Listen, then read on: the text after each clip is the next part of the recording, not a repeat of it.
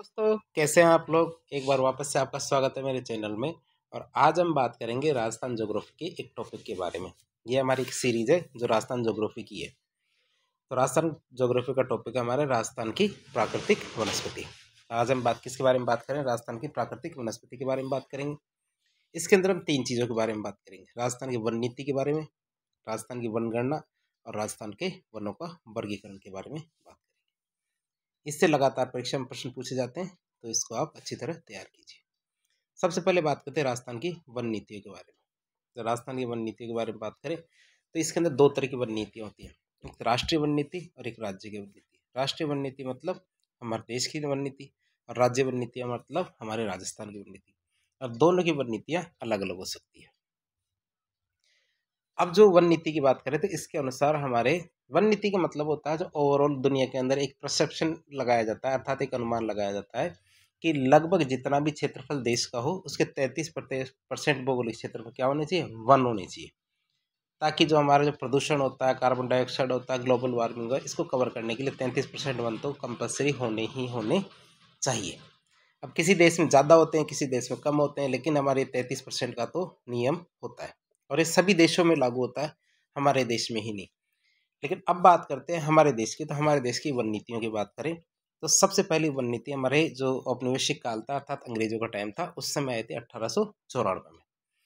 दूसरी वन नीति आई थी 1952 के अंदर। जो हमारे 1894 की वन नीति आई थी, इसके अंतर्गत जो झूमिंग कृषि करते थे आदिवासी या स्थानांतरित कृषि करते थे, इस पर प्रतिबंध लगा दिया गया था। और जो वन थे वह क्या अंग्रेजों के अंडर ला दिए गए थे। तो 1894 में जो झूमिंग कृषि के अंतर्गत क्या करते थे, वनों को जलाते थे, काट देते, जलाते थे, फिर वहाँ खेती करते थे। तो ये वनों का राष्ट्रीयकरण कर दिया गया और फिर वनों को जो अंग्रेज है अपने अंडर ले लेते हैं। 1952 की बात करते हैं, दूसरी वन नीति आती है जो हमारे 1952 के अंदर आती है, जिसके अंतर्गत क्या होता है कि जो हमारे आदिवासी है, इन आदिवासियों को कुछ अधिकार दिए जाते हैं। आदिवासियों को क्या है, कुछ अधिकार दिए जाते हैं। और ये अधिकार क्या है, जैसे वहाँ पे रहने का, जो उनके बफर क्षेत्र है उन क्योंकि जो हमारे देश के जो नेता थे या हमारे जो प्रशासक थे, उन्होंने भी समझा कि जो देश के जो वन है उनकी रक्षा किसी भी अन्य के मुकाबले जो आदिवासी होते हैं वो बेहतर तरीके से कर सकते हैं। तीसरी हमारी वन नीति आती है कब, तीसरी वन नीति हमारे 1988 के लेटेस्ट जो अभी तक चल रही है। अब तीसरी वन नीति के अंतर्गत देखें तो क्या माना जाता है, तो तीसरी वन नीति जो अंतिम वन नीति है उसके अनुसार क्या तय किया गया कि भौगोलिक क्षेत्र के जो हमारा एक लक्ष्य है कि हमें कितना % वन चाहिए, 33% वन तो हमारे भौगोलिक क्षेत्र के अंदर होना ही चाहिए। अब भौगोलिक क्षेत्रों को भी 2 श्रेणियों में बांटा, हमारे पर्वतीय क्षेत्र और एक मैदानी क्षेत्र। पर्वतीय क्षेत्र हमारे जैसे सतपुड़ा, विंध्याचल, हिमालय, दक्षिणी घाट, पश्चिमी घाट, पूर्वी घाट, तो इस तरह के जो हमारे पर्वतीय क्षेत्र है, यहाँ तो हमारा वन का लक्ष्य रखा गया 60%, क्योंकि भौगोलिक क्षेत्र का 60% पे वन होना चाहिए। दूसरा हमारा मैदानी क्षेत्र, तो मैदानी क्षेत्र पे क्या हमारे कितना 20% पे वन होना चाहिए। तो इस तरह ओवरऑल की बात करें तो हमारे कितना % पे वन होना चाहिए, 33% पे वन होना चाहिए, जबकि है अलग है हमारे लगभग कितना, लगभग 24 या 25% के आसपास में हमारे क्षेत्रफल पे वन है, ज़्यादा वन नहीं है। हमारे 24 से 25% क्षेत्रफल पे वन है, जबकि होना कितना चाहिए 33%। फिर आती है हमारे राज्य वन नीतियाँ। ये हमारे आसपास शादी हैं तो उसके संगीत का मजा भी आप ले सकते हैं।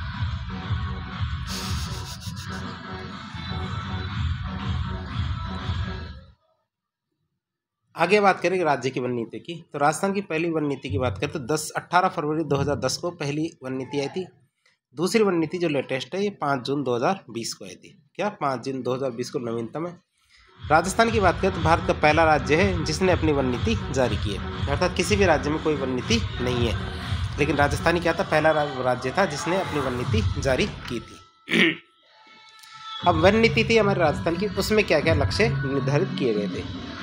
राज्य वन नीति की बात करें तो भौगोलिक क्षेत्र के हमारे पास वैसे भी ज़मीन तो काफ़ी सारी है, लेकिन हमारे पास क्या जल संसाधन नहीं है, और हमारे जो हमारे मानसून है, मौसम है। 1 मिनट आप गाना सुनिए, संगीत का मजा लीजिए।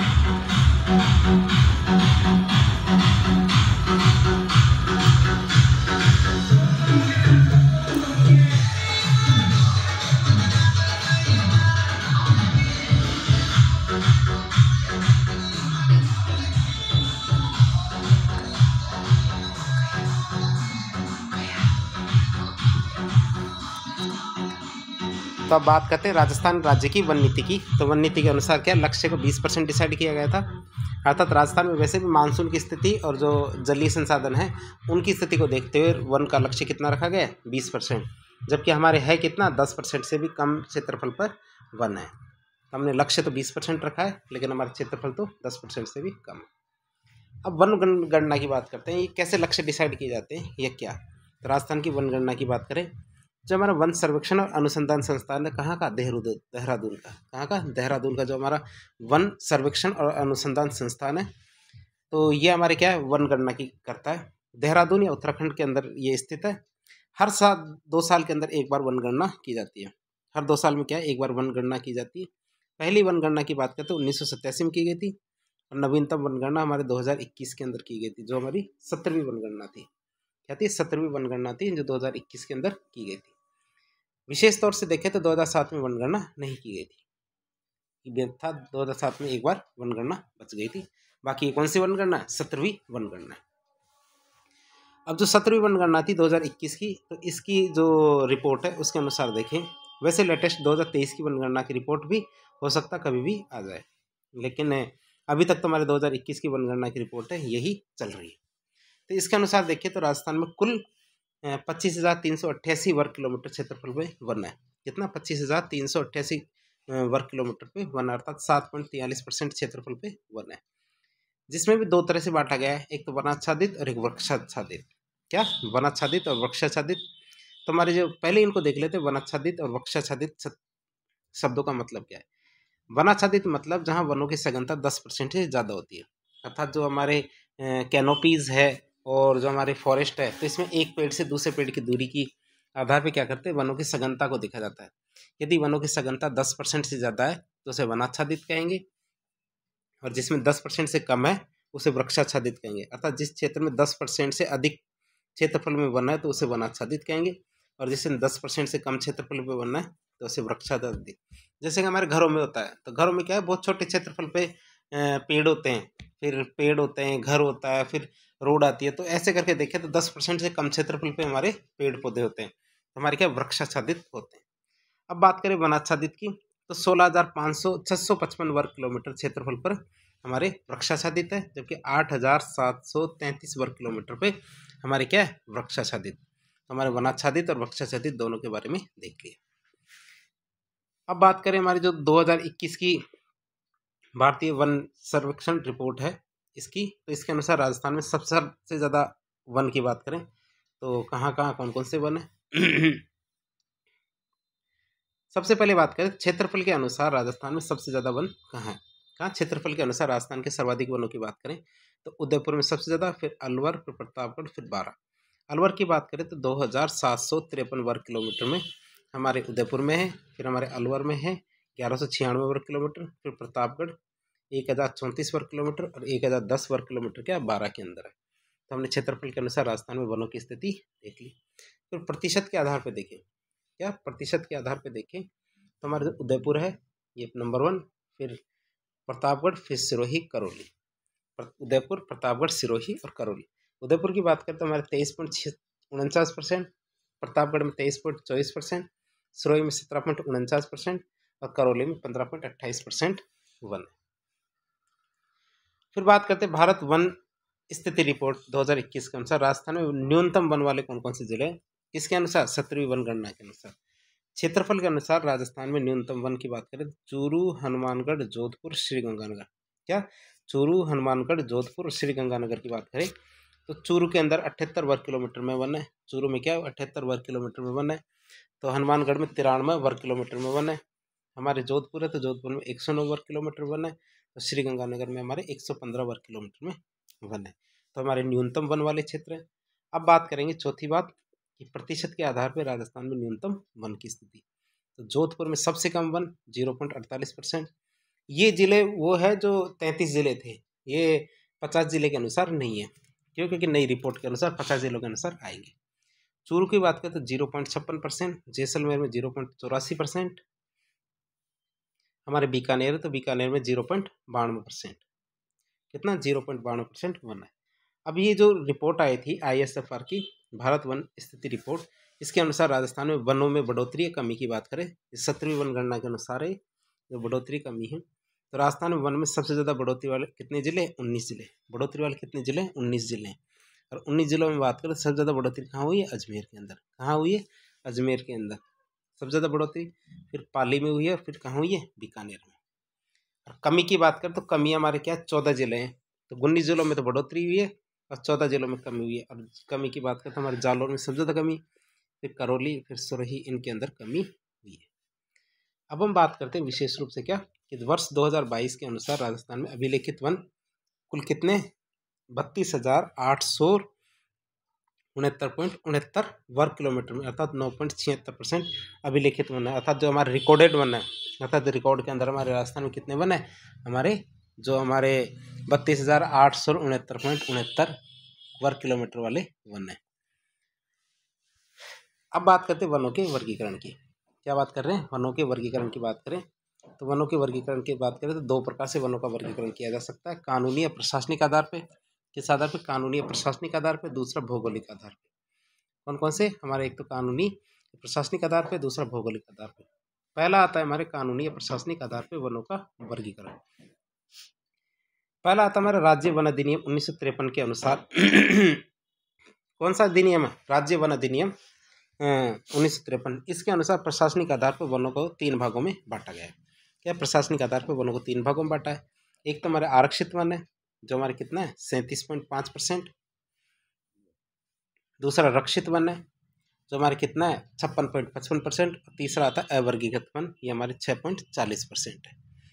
अब बात करें तो इस तरह से याद किया जाता है जैसे PRU, प्रू प्रू से मैंने इसको याद किया था। P से क्या था? प्रोटेक्टेड वन, सबसे ज़्यादा कितने? प्रोटेक्टेड वन आता है रक्षित वन। R से क्या था? Reserve one. और तीसरा U से अनक्लासिफाइड वन। तो यदि क्रम से पूछा जाए तो PRU से इसको याद किया जा सकता है। आप भी कोई ट्रिक बना के इसको याद कर सकते हैं। फिर आते हैं हमारे आरक्षित वन किसे कहते हैं? आरक्षित वन का मतलब ऐसे जगह, ऐसे जंगल जहाँ पे लकड़ी काटना, पशुचारण, आखेट करना, शिकार करना, इन सब चीज़ों पर पूर्णतः प्रतिबंध होता है। इन सब चीज़ों पर क्या होता है? पूर्णतः प्रतिबंध होता है। फिर बात करें राजस्थान में आरक्षित वनों की 37.5% क्षेत्रफल पे जो हमारा आरक्षित वन है, मतलब 9.60% का करना में 37.05%। फिर बात करें सबसे ज़्यादा आरक्षित वन कहाँ? हमारे उदयपुर में। सबसे ज़्यादा उदयपुर के अंदर हमारे आरक्षित वन है। फिर बात करते हैं दूसरे वन आते हैं रक्षित वन। दूसरे कौन से वन हमारे? रक्षित वन, प्रोटेक्टेड फॉरेस्ट। तो यहाँ पे क्या लकड़ी काटना और पशुचारण की अनुमति होती है, लेकिन आप लाइसेंस ले सकते हो और थोड़ी बहुत छूट के साथ ये सारे कार्य किए जा सकते हैं। राजस्थान में रक्षित वनों की संख्या कितनी है? 56.55%, अर्थात 9.60% का 56.55% क्या है? रक्षित वन है। फिर राजस्थान में रक्षित वन क्या है? सबसे ज़्यादा। राजस्थान में क्या है? रक्षित वन सबसे ज़्यादा है। राजस्थान में रक्षित वन क्या है? सबसे ज़्यादा 12 जिले में। कहाँ पे? 12 जिले में हमारे रक्षित वन। फिर आता है अनक्लासिफाइड या अवर्गीकृत वन। अनक्लासिफाइड या अवर्गीकृत वनों की बात करें हम तो अवर्गीकृत वनों में लकड़ी काटने और पशुचारण पे कोई प्रतिबंध नहीं होता। क्या होता है? अवर्गीकृत वन में लकड़ी काटना और पशुचारण इन पे कोई प्रतिबंध नहीं होता। राजस्थान में अवर्गीकृत वन 6.40% है। कितना? 6.40%, अर्थात 9.60% का 6.40% क्या है? अवर्गीकृत वन। और बात करें तो अवर्गीकृत वन क्या राजस्थान में सबसे ज़्यादा कहाँ पे? बीकानेर में। तो इस तरह हमने 3 प्रकार के वनों को देख लिया प्रशासनिक आधार पे। किस आधार पे देख लिया? प्रशासनिक आधार पे देख लिया। अब बात करेंगे किसे? भौगोलिक आधार पे। किस आधार पे देखेंगे? भौगोलिक आधार पे वनों का वर्गीकरण की बात करेंगे। अब भौगोलिक आधार की बात करें तो कौन से आधार होते हैं इसमें? जैसे हमारे वर्षा, तापमान, आर्द्रता, उच्चावच, तो ये हमारे भौगोलिक आधार होते हैं जिनके आधार पर हम वनों का वर्गीकरण करते हैं। अब राजस्थान में भौगोलिक वनों की बात करें, भौगोलिक आधार पर वनों का वर्गीकरण की बात करें तो इसमें 5 प्रकार किए जाते हैं इनके। पहला आता है हमारा उपोष्ण सदाबहार वन। ये हमारे क्या है? 1% वन है। कौन से? सब ट्रॉपिकल एवरग्रीन फॉरेस्ट। ये कितने? 1%। फिर आता है उष्ण सागवान वन। ये हमारे 7% है। कितने? 7%। और अंग्रेजी में कहें तो ट्रॉपिकल टीक फॉरेस्ट कहें, इसको टीक वन भी कहते हैं। फिर आता है हमारे उष्ण शुष्क मानसूनी वन, अर्थात ट्रॉपिकल ड्राई डेसिडुअस फॉरेस्ट। क्या? Tropical dry deciduous forest. ये हमारे कितने? 28% है। फिर आता है हमारे उष्ण धोक वन, अर्थात ट्रॉपिकल धोक फॉरेस्ट, जो कितने? 58%। फिर आता है आपके उष्ण कटिले वन, ट्रॉपिकल थ्रोनी फॉरेस्ट। ये कितने? 6%। क्या था, ट्रॉपिकल थ्रोनी फॉरेस्ट, ये कितने 6%। तो इस तरह हमारे क्या है 5 भागों में इसको बांटा गया है। हम इसको मैप की सहायता से देख लेते हैं। मैप थोड़ा बड़ा है तो इसको छोटा कर लेते हैं। अब बात करें, ये हमारी पश्चिम वाला है, पश्चिम मरुस्थली वाला, तो कटीली मरुद्भिद वनस्पति की बात करें तो कितनी परसेंट है, 6%। वर्षा की बात करते हैं यहाँ 0 से 30 सेंटीमीटर वर्षा होती है। फिर बात करें आगे आता है अपना धोकड़ा वन। धोकड़ा वन हमारे कितना 58% है क्षेत्रफल पर। फिर जो हमारे 30 से 60% वर्षा होती है। तीसरा वन आता है हमारा उपोष्ण सदाबहार वन, ये 1% है, यहाँ पे 150 सेंटीमीटर वर्षा होती है। फिर आता है शुष्क मानसूनी पतझड़ वन, यह क्या 28% पे क्षेत्रफल पे, और ये हम वर्षा की बात करें तो 50 से 80 सेंटीमीटर वर्षा। फिर आता सागवान वन, ये 7% क्षेत्रफल पे और 75 से 110 सेंटीमीटर यहाँ वर्षा होती है। तो हमने इसके बारे में देख लिया है, इसको मिटा देते हैं ताकि चित्र सुंदर लगे। फिर हम बात करेंगे एक एक करके इनके बारे में, पढ़ना शुरू करते हैं। सबसे पहले आता है उपोष्ण सदाबहार वन। वर्षा की बात करें तो 150 सेंटीमीटर वर्षा होती है। क्षेत्र की बात करें तो राजस्थान में जो उपोष्ण सदाबहार वन है ये कुल भौगोलिक क्षेत्र का 1% से भी कम है। विस्तार की बात करते हैं हमारे माउंट आबू सिरोही में। और कौन सी घास पाई जाती है, वृक्ष पाए जाते हैं, ये आप याद रखिएगा, एक औषधीय पादप है डिकिलपटेरा आबुएंसिस। डिकिलपटेरा आबुएंसिस वृक्ष का नाम है हमारा डिकिलपटेरा आबुएंसिस। एक औषधीय पादप है जो केवल और केवल माउंट आबू पर पाया जाता है। जामुन की बात करें तो ये भी हमारे इसी क्षेत्र में पाए जाते हैं। फिर जो बांस है वो भी इसी क्षेत्र में पाई जाती है। तो हमने इसके बारे में देख लिया है। अब इसके महत्व की बात करें, महत्व की बात करें तो उपोष्ण सदाबहार वनों में जैव विविधता सबसे ज़्यादा पाई जाती है। जो हमारे डिकिलपटेरा आबुएंसिस पादप है तो इसको अंबरतरी भी कहते हैं। क्या कहते हैं, अंबरतरी भी कहते हैं। और बांस को क्या बोलते हैं, आदिवासियों का इमारती लकड़ी, जिसको हरा सोना भी कहा जाता है। पहले ये क्या है वृक्ष की श्रेणी में था, अब इसको क्या है घास की श्रेणी में डाल दिया गया है। इसीलिए अब क्या राष्ट्रीय बंबू मिशन भी चलाया जा रहा है। फिर बात करते हैं उष्ण सागवान वन, ये 75 से 110 सेंटीमीटर वर्षा के अंदर उगते हैं। बात करते हैं उष्ण सागवान वन कुल भौगोलिक वनों का लगभग 7% है। विस्तार की बात करते हैं हमारे बागड़ क्षेत्र अर्थात बांसवाड़ा, डूंगरपुर, प्रतापगढ़ में, और हाड़ौती में, कोटा और झालावाड़ में हमारे ये उष्ण सागवान वन पाए जाते हैं। फिर वृक्ष की बात करें तो हमारे गूलर, महुआ, तेंदू और सागवान, कौन से हमारे गूलर, महुआ, तेंदू और सागवान के वृक्ष यहाँ पाए जाते हैं।